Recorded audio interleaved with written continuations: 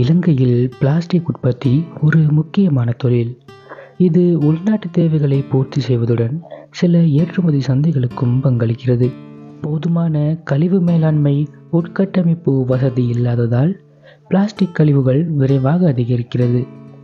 இதனால் நிலப்பரப்பு சுமை, கடலோர மற்றும் கடல் மாசுபாடு, சுற்றுச்சூழல் சீரழிவு மட்டுமல்லாது மண், நீர் மாசுபாடும் மனித மற்றும் வனவிலங்குகளுக்கும் ஆபத்தை ஏற்படுத்துகிறது.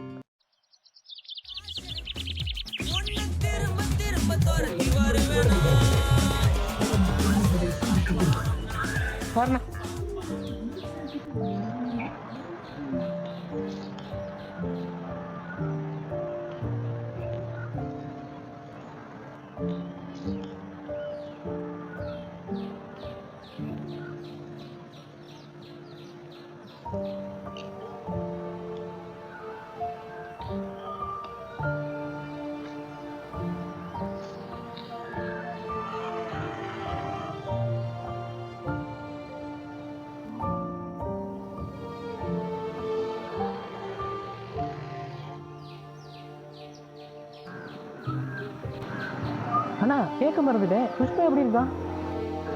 இப்போ நல்லா இருக்கான் தம்பி. அடிக்கடி சுகம்லாம் போயிடுது. ஏதோ நோய் எதிர்ப்பு சக்தி குறவான்.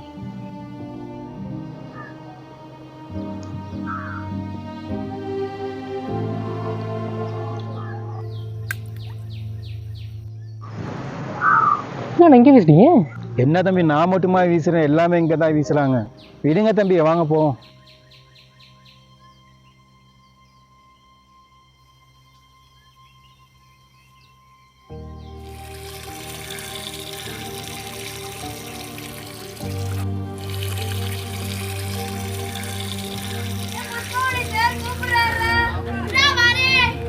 Punyama set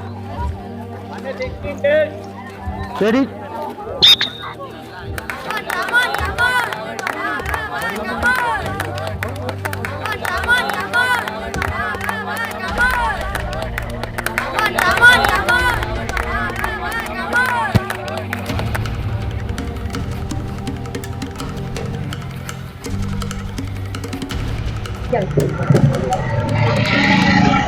அண்ணே அண்ணே அண்ணே அண்ணே அண்ணே ஹாஸ்பிட்டல் போகணுண்ணே, ஹாஸ்பிட்டல்.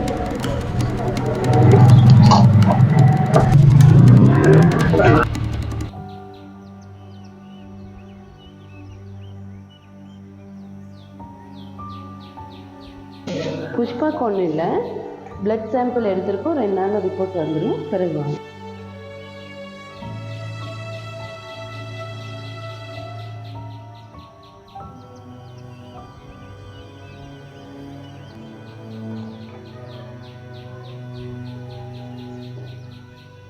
டாக்டர், புஷ்பாவுக்கு என்னாச்சு டாக்டர்? ரிப்போர்ட் வந்துருச்சா? மைக்ரோ பிளாஸ்டிக் அப்படின்னா என்ன டாக்டர்? நம்ம டெய்லி யூஸ் பண்ணுற பிளாஸ்டிக்ஸ் வெளியில் வீசும்போது அது சின்ன சின்ன துகள்களாக மாறுற அந்த செயல்முறையை தான் நம்ம மைக்ரோ பிளாஸ்டிக்ஸ்னு சொல்லுவோம்.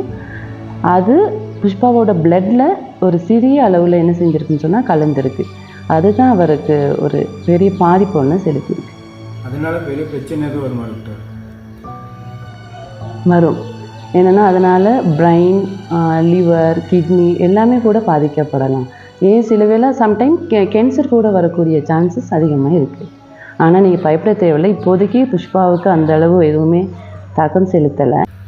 அது எப்படி டாக்டர் உடம்புக்கு போகுது?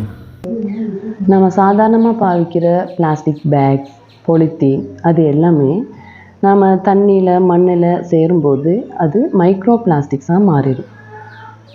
அந்த தண்ணியை மறுபடியும் நாம் குடிக்கும்போது அது என்ன செய்யும், நம்ம உடம்புக்குள்ளே போயிடும்.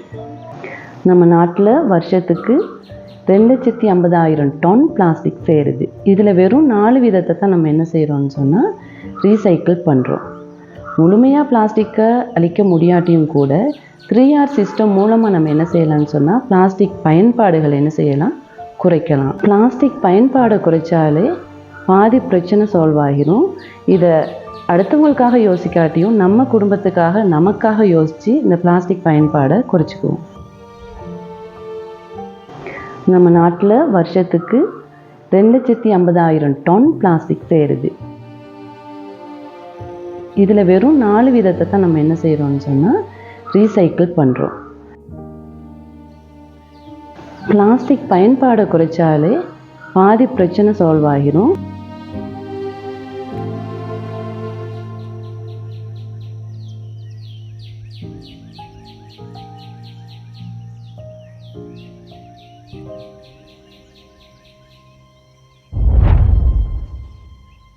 அடுத்தவங்களுக்காக யோசிக்காட்டியும் நம்ம குடும்பத்துக்காக நமக்காக யோசித்து இந்த பிளாஸ்டிக் பயன்பாடை குறைச்சிக்குவோம்.